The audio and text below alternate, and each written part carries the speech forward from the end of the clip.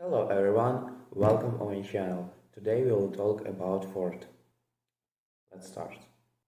But we also must prepare ourselves for the prospect of further deteriorating economic conditions. Mullally went on the state that the collapse of one of our competitors would have a severe impact on Ford, and that Ford Motor Company supports both Chrysler and General Motors in their search for government bridge loans in the face of conditions caused by the 2008 financial crisis. Together, the three companies presented action plans for the sustainability of the industry. Mullally stated that in addition to our plan, we are also here today to request support for the industry. In the near term, Ford does not require access a government bridge loan. However, we request a credit line of 9 billion as a critical backstop or safeguards against worsening conditions as we drive transformational change in our company.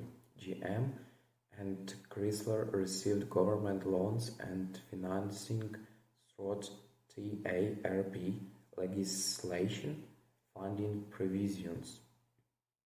On December 19th, the cost of credit default swaps to insure the debt of Ford was 68%, the sum insured for 5 years in addition to annual payments of 5%.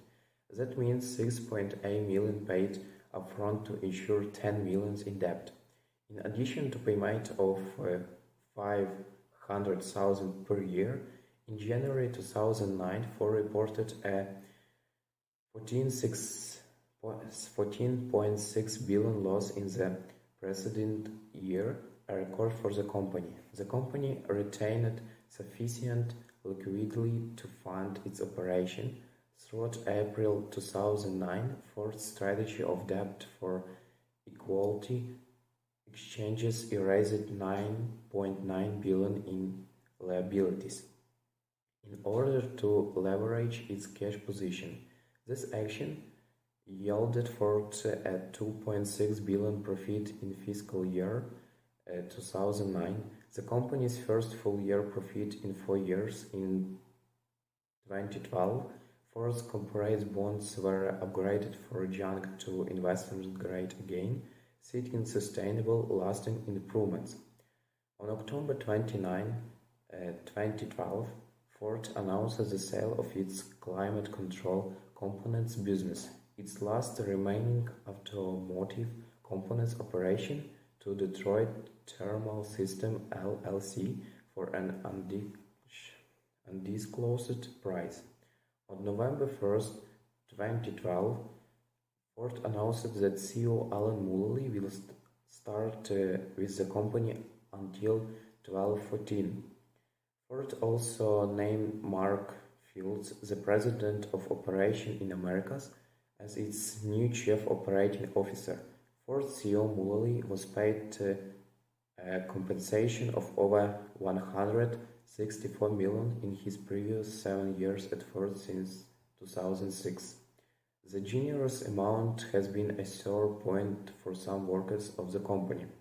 In April 2016, Ford announced a plan to modernize its Dearborn engineering and headquarters campuses throughout a 10-year building project. The end result would see the number of Ford employees working in their areas doubling to 24,000. During construction, some 2,000 of the employees were relocated out to the campus to a temporary location in a disused section of the local shopping mall. Facilities would also be altered to allow ride-sharing and electric and self-driving vehicles. Estimated of the construction cost were 1.2 billion. On January 3, 2017, Ford CEO Mark Fields announced that in a vote of confidence because of the pro-business climate being fostered in part by President-elect Donald Trump. Ford has cancelled plans to invest $1.6 billion in a new plant in Mexico to manufacture the Ford Focus.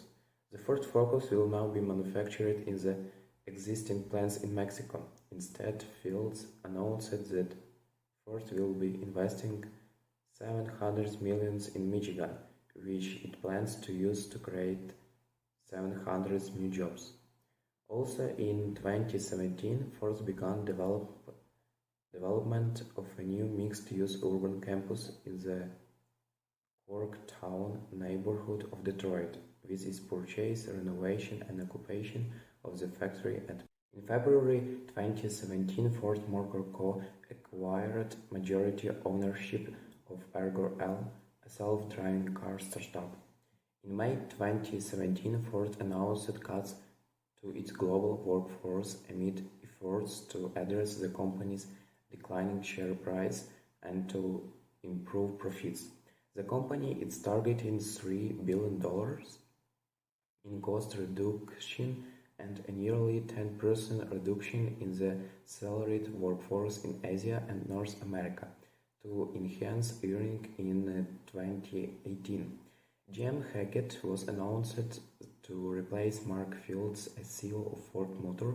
Mr. Hackett most recently oversaw the formation of Ford Smart Mobility, a unit responsible for experimenting with car-sharing programs, self-driving ventures, and other programs aimed at helping Ford better compete with Uber, Alphabet Inc., and other tech giant looking to edge in on the auto industry.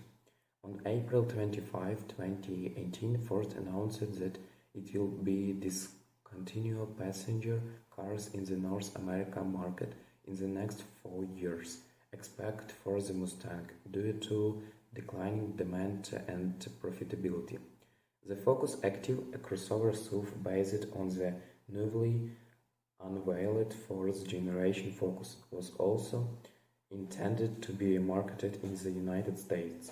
Due to the vehicle being manufactured in China, Ford later announced that it would not release the Focus Active in the United States due to tariffs imposed by the Trump administration on Chinese exports. In March 2020, the Detroit United Auto Workers Union announced that after discussion with the leaders of General Motors, Ford and Fiat Chrysler Automobiles, the carmakers will partially shut down factories on a rotating basis to mitigate the COVID-19 pandemic. On March 24, representatives of Ford announced that production in the US, Canada and Mexico will not resume on March 30, as it was originally planned amidst the further coronavirus pandemic spread.